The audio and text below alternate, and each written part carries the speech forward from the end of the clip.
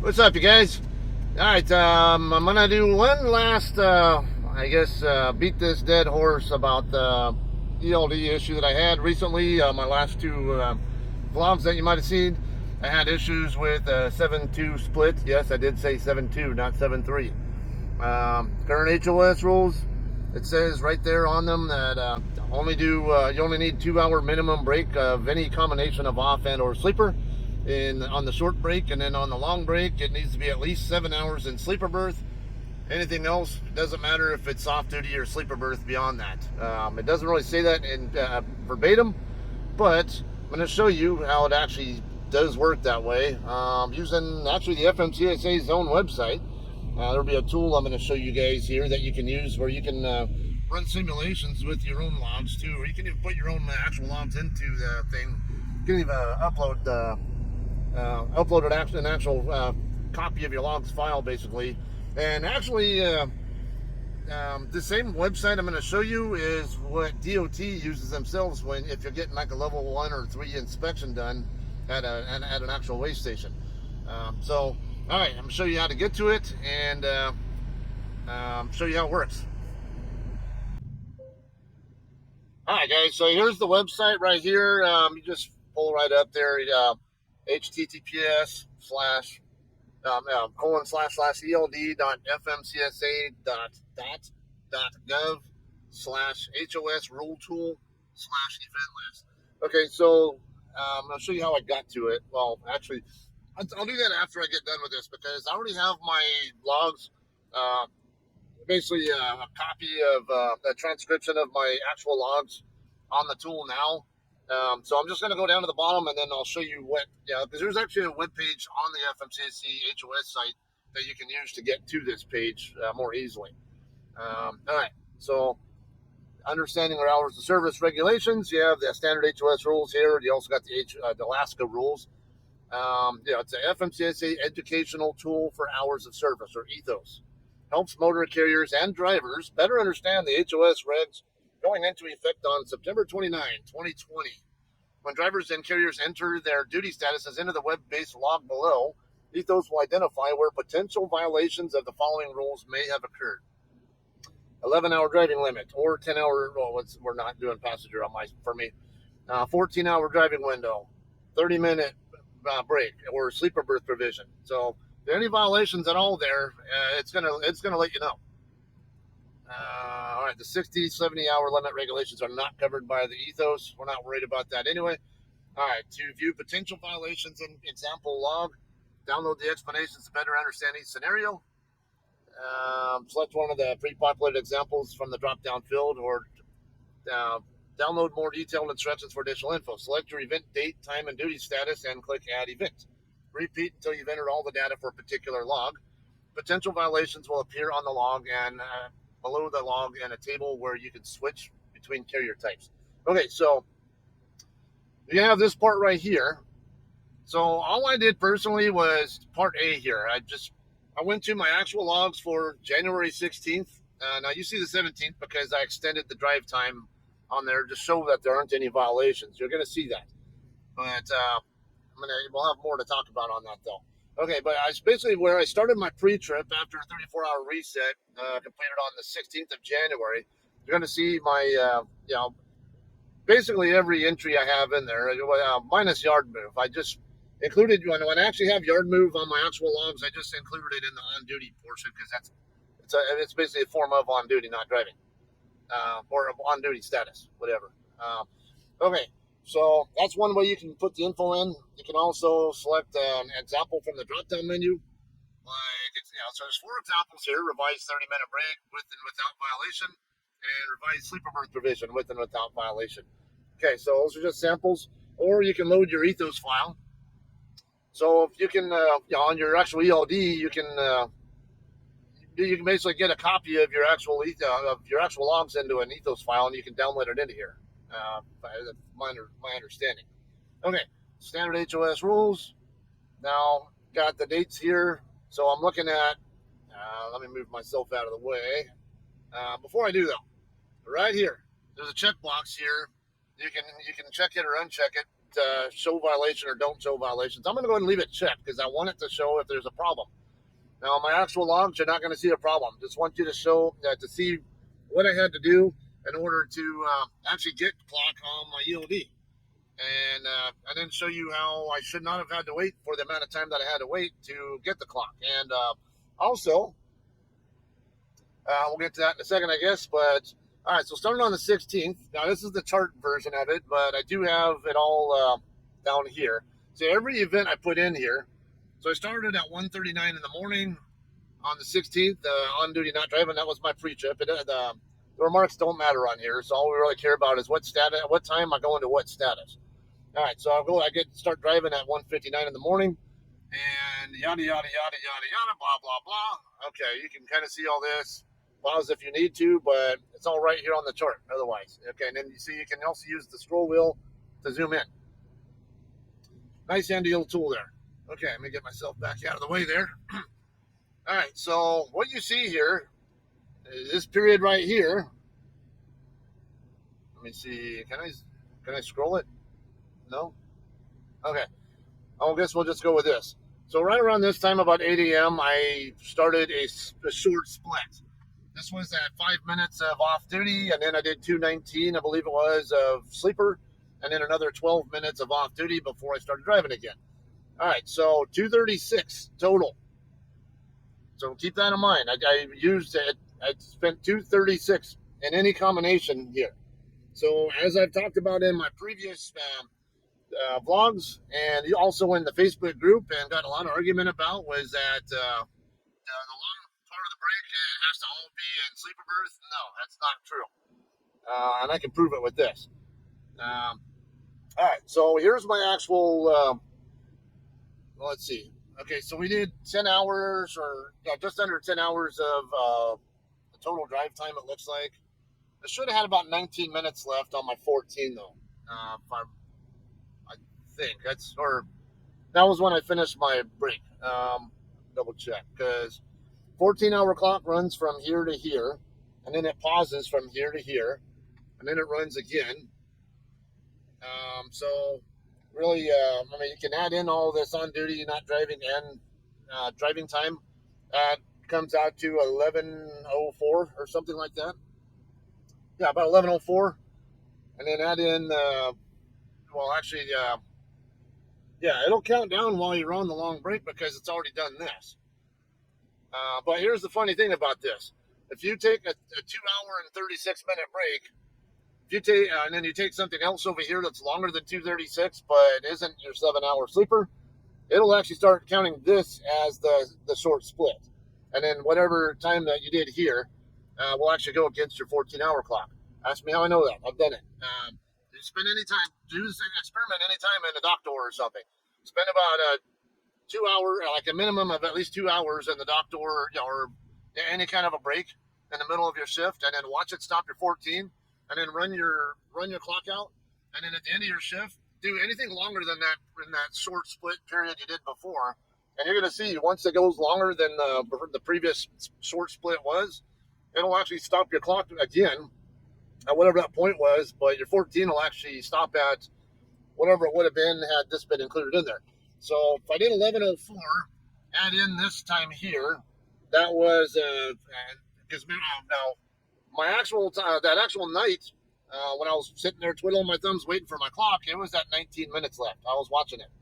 So we're going to count this up here, and you'll probably find that it's about that same amount. So at 11:04, add in the 236 right there. That's 13:04 plus another 36. So that's 13:40. That means I had about 20 minutes left on my 14-hour clock. Once I had more than 236 and any combination of off and or sleeper at the end of my shift. It'll still pause it, and like I said, once this period is longer than that period, this counts against your 14, and that doesn't. And it'll pause. So I had 19 minutes all the way up until I got the required time, or what I thought was a required time, because we'll come down here. And what actually happened was it wouldn't give me any clock until I was 7 hours and 40 minutes in sleeper berth. So it shouldn't have waited that. It shouldn't have had to wait that long. I should have only needed 7 hours and 24 minutes total and at least 7 hours in sleeper berth.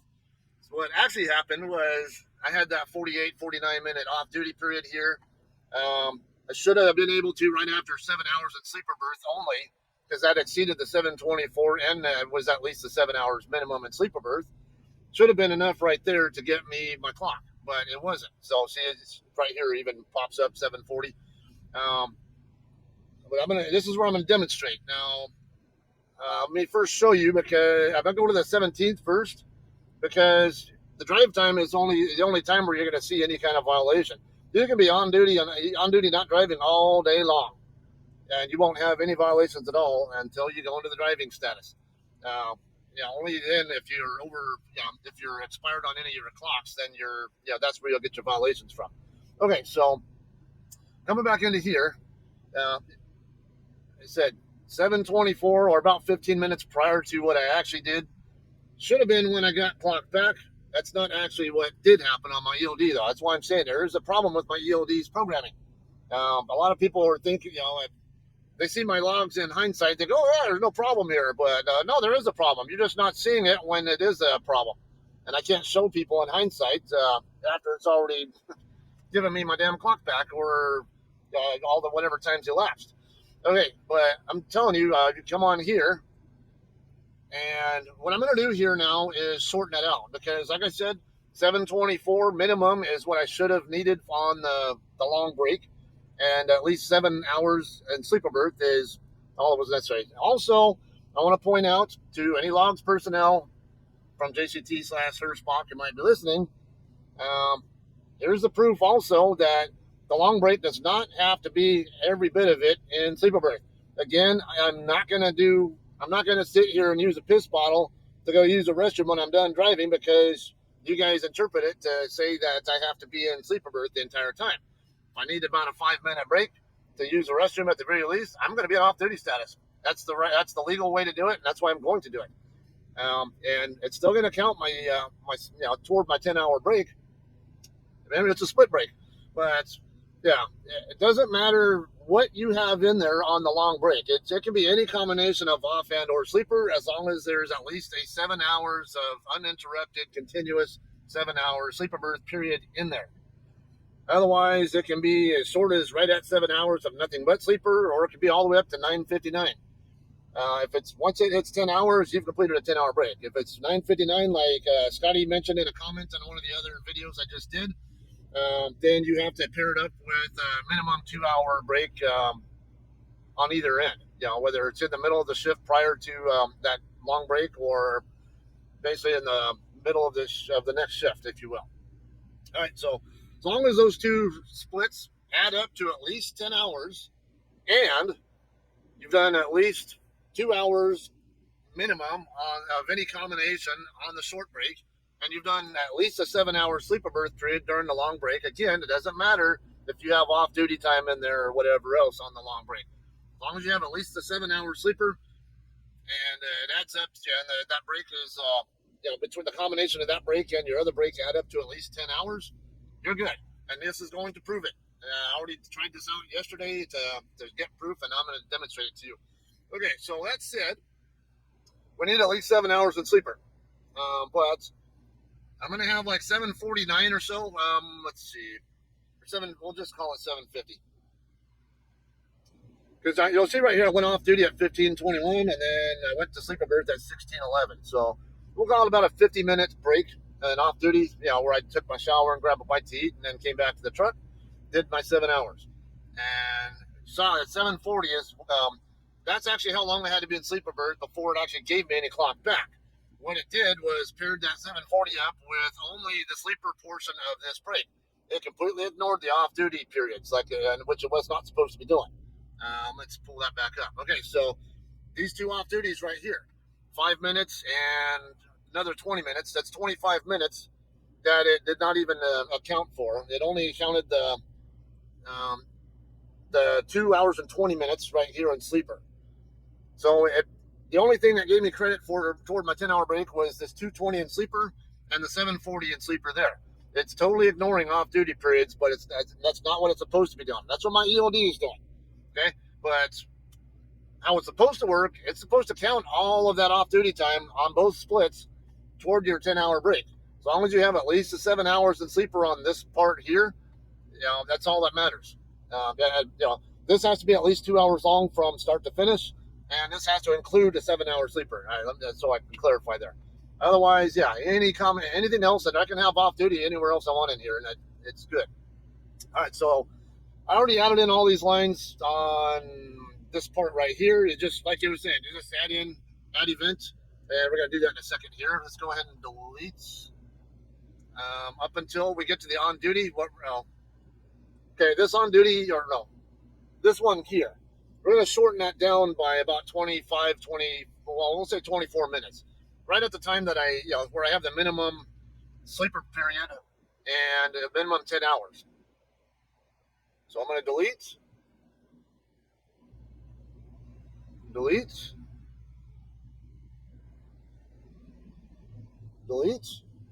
Okay, now, as you see here, we're in sleeper berth up until whatever period of time. So now I mentioned I only need 7 hours minimum in sleeper because I've already done 50 in off duty at 750.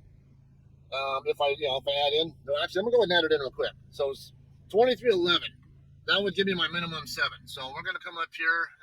We're in total simulation time and not using my actual logs, but everything on my actual logs with a little amendment to it.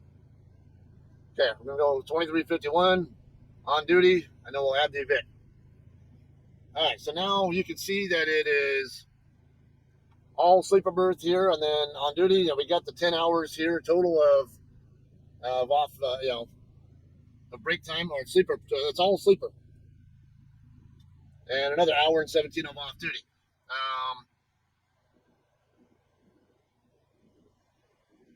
That's not. Okay, that's right, because I haven't put in the drive time yet. Let's add in the drive time. Because remember, I have 20 minutes 19 rounds to about 20 minutes of drive time available to me at the start of my shift. Because I was talking about earlier, the 14 paused again after I exceeded the 236 of the previous split. All right, so that said, we'll go ahead and add in the drive time after about a 15-minute or so break. Let's see. Oh, wait. No, you know what? I put that in wrong. That was supposed to be 23:11. All right, so now. Okay, so we got our minimum break here now. And see, only got 9:20 in sleeper berth this time. And but these two breaks, there is the off-duty period here that is kind of part of that hour and 17. But really, between these, I only really needed 40 minutes total of off-duty time, and I had over an hour. So either way, that's only about a 5-minute or so off-duty. Not a problem there. It still adds up to 10 hours. All right, so now let's go and add in drive time. We'll say 23:26.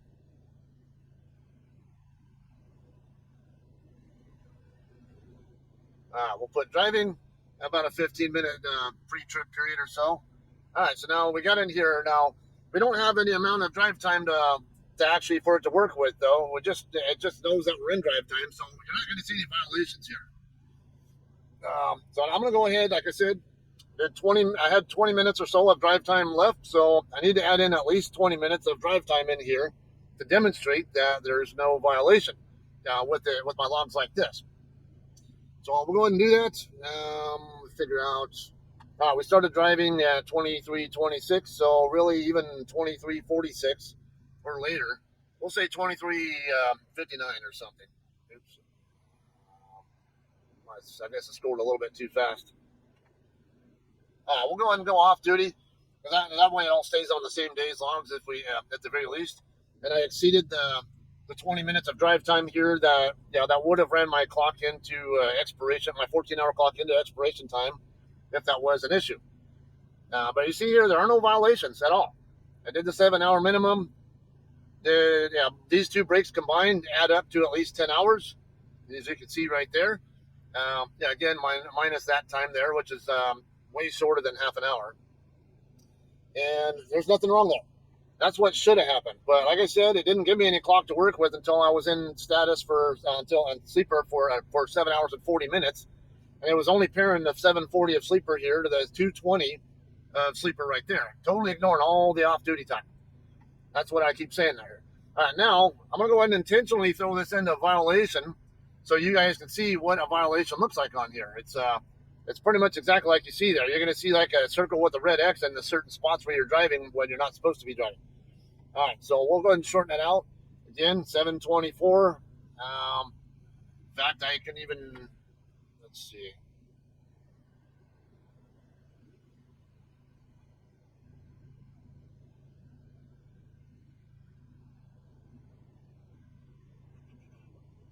All right, so now, okay, how about this? We'll make the off-duty period, let's say less than 24 or 25 minutes, whatever. We'll make it like 15 minutes instead, just so it's that way between that and a 7-hour sleeper berth period, it'll not be enough for my 10 hours. Okay, so now the last time we were on, all right, so we'll do we'll say 10 minutes. So 15:31, we'll just say I entered sleeper berth.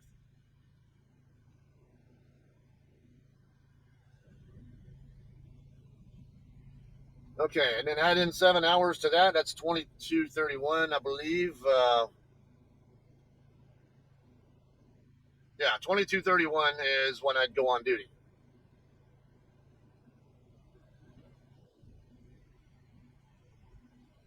Okay, but now you see here, these breaks don't add up to 10 hours.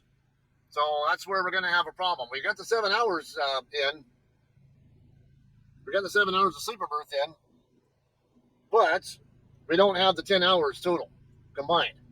And yeah, we have the minimum 2 hours here. We have the minimum 7 hours of sleeper berth there, but it doesn't add up to 10 hours. So yes, you are going to get a violation at this point if you try to drive.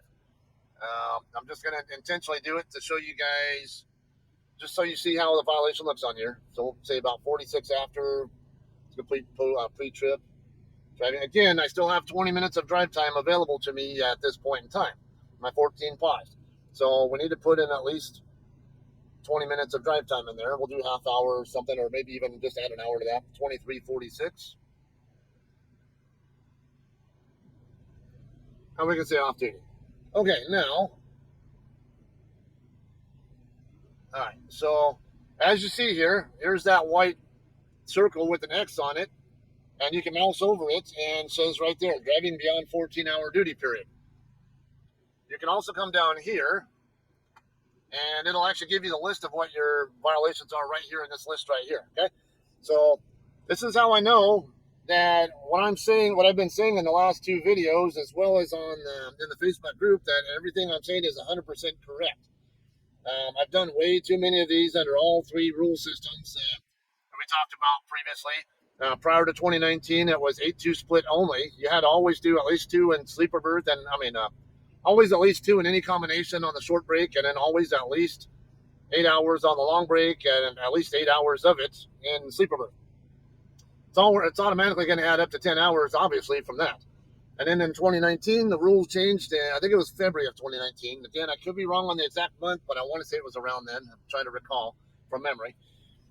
That's where they added in the 7-3 split and the 14-hour break pause. A 14-hour clock can be paused with those splits. Now, on the 2019 to 2020 rules, yeah, if you did at least 2 hours of sleeper, 2-hour break, but did not do at least 3, then you had to do 8 hours in sleeper berth. And then if you did at least 3 hours at any combination on the short break, then you were allowed to do only a 7-hour sleeper period on the long break to satisfy the requirement. It was going to add up to 10 hours regardless. But now under the new rules, September of 2020 was when they came out. They don't even have an 8-2 in there at all. It's just, you saw right there on the rules that I gave screenshots of on the previous videos. As long as the short break is at least 2 hours long in any combination in or out of sleeper berth, and the long break, it at least includes a 7-hour sleeper period. If anything else, it's gravy. It doesn't matter. It doesn't really say as much, but people keep interpreting it as much, that it all has to be in sleeper berth when it doesn't. And to combine, the two splits have to add up to at least 10 hours. So, like I said, 236 on the short break and 724 minimum on the long break. You guys saw it right here on the FMCSA website. I put my numbers in there with that kind of time in there, and there were no violations. So it tells me I'm correct. You don't have to have the long break does not have to be 100% in sleeper berth. That's unreasonable. It's completely lacking in common sense. I want you guys to think about this. If you guys are not truck drivers and you are working at a logs department or anywhere else, I want to consider that. If I've been driving for 5-6 hours or something like that, put yourself in my seat. Don't drive for 5 or 6 hours drinking water, soda, whatever you're drinking, to stay hydrated or thirst quenched or whatever while you're driving, and then finish. Yeah, and then when you're done driving, you're gonna have to use a restroom. Pretty good chance of it. So, where are you gonna use a restroom? You're gonna do it all in your sleeper berth. You're gonna use a piss bottle. What if you're a woman? You're gonna use one of those portable, one of those. They actually have a tool that women can use for that. But do you think that's reasonable for you to be expected to do that when there's a perfectly good restroom, maybe a couple 100 feet away inside a truck stop building? Exactly. So if you wouldn't want someone telling you you have to piss in a bottle, then don't tell me I have to piss in a bottle either. That's not going to happen. Off duty does count toward the 10-hour break, and it doesn't all have to be in sleeper on the long break. As long as it has at least 7 hours in sleeper berth as part of that long break, we're good. All right, so here's the proof of it. We already had there. We'll do that again here, the 7:25. So we'll go ahead and just to kind of recap it, and then we'll call this a day. All right, so now make sure we need to have at least we'll say 20 minutes. Or no, we need to have at least 7:25 of total break time. But either way, I can even put my actual logs in here, and let's see. Yeah, let me double check what time on my actual logs real quick. Okay, I actually went into sleeper berth at 16:11.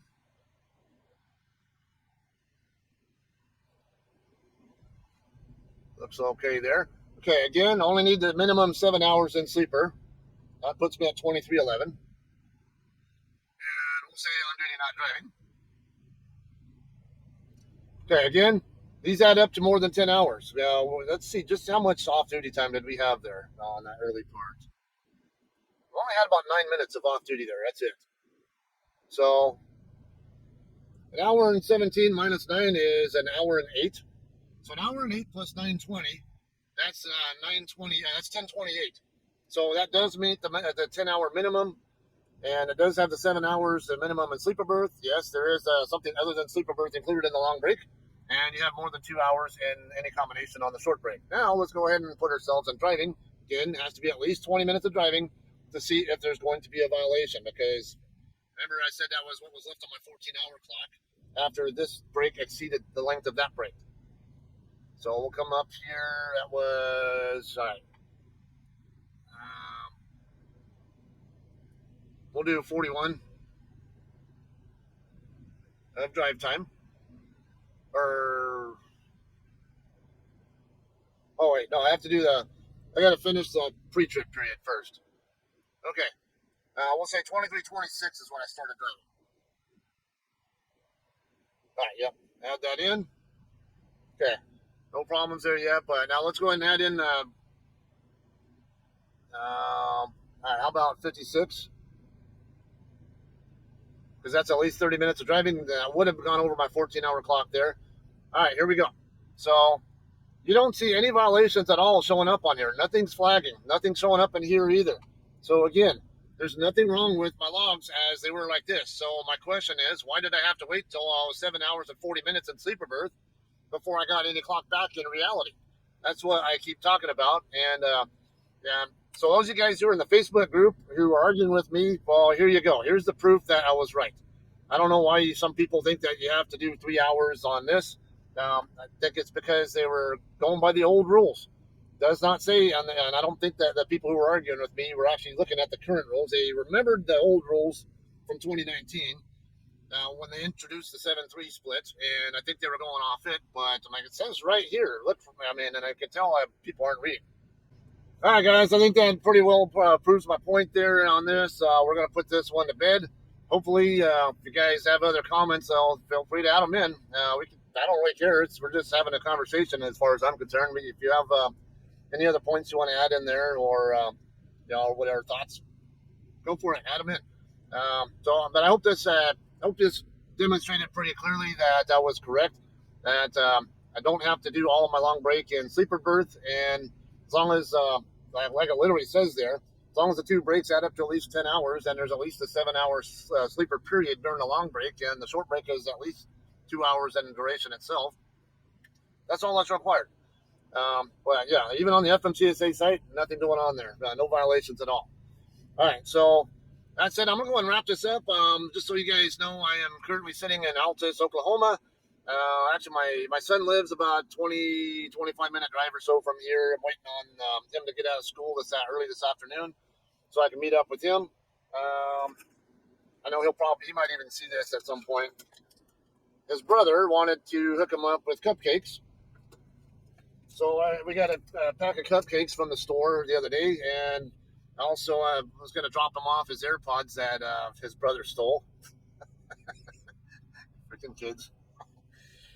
Anyway, though, yeah, I'm still on my way to Pauls Valley. I might end my day in Pauls Valley today. I have the clock to do it. I just want to do at least whatever break here to see my other son, Bradley, the one who was on the truck with me not too long ago. And but I might end up camping out here. I don't know, because last night, as I was on my way into here, pretty much everything east of here got dumped on with snow and ice. The roads are like a complete icy mess. Even right now, when I was looking on the map, the lots of yellow all over the place on I-35, as well as I-40 east of Oklahoma City and throughout I think OKC area was mostly looking okay by now, but last night when I was on my way over here, nope. It was not looking good anywhere near OKC in any direction. Altus was kind of on the near the western edge of the winter warned area, I guess I would call it. So I didn't have any problems here. It was just kind of damp, wet roads all the way here with light rain. That is the worst I saw. But yeah, we'll talk some more about that, I guess, whenever I'm not going to be doing a vlog of my deliveries for you guys, all right? Because, again, it's a Walmart in D.C. I've done many of those, even many at Pauls Valley. So I don't really see a huge point to doing another vlog there. So whenever I get a pre-plan, I am going to be digging into my recaps on whatever the next load's going to be. I do expect to get to Pauls Valley with about 16 or so, maybe a little bit less hours on my 70-hour clock by the time I get there. But I think tomorrow night, I want to say tomorrow night's when I start getting recaps back, and I get 2 really good recaps, 11 something and 10 something. So, yeah, a good 40 hours or 37 hours or something like that to work with. Oh yeah, I can run all the way across the country with that, or practically. So, no, maybe not that far, but at least a good 2,000 miles. And I'm in Oklahoma. How far can I run in any direction from here? So that's what's going on, all right? So for those guys who watched all the way up till the end, you have a better idea what's going on. All right, we'll talk about whatever on the next video. It'll be a pickup vlog, wherever it ends up being, okay? All right, we'll see you guys then.